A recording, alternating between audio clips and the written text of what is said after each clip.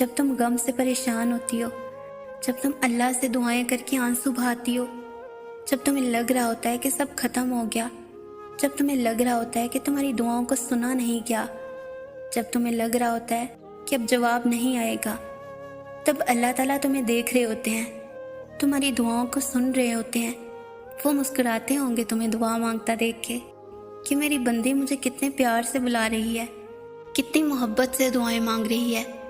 اور اگر تمہیں پتہ لگ جائے نا کہ اللہ تعالیٰ نے تمہارے لیے کیا اجر رکھا ہے، تو تمہیں کسی چیز کا بھی غم نہیں ہوگا، تمہیں آزمائش چھوٹی لگنے لگے گی اور اللہ کی محبت غالب آ جائے گی۔ مگر ہر چیز کا اللہ تعالیٰ نے ایک وقت مقرر کر دیا ہے، تو تم بھی دعا کرو اور بہترین وقت کا انتظار کرو، اور نصیب سے نہیں گھبراؤ، وہ تو اللہ تعالیٰ کے ہاتھ میں ہے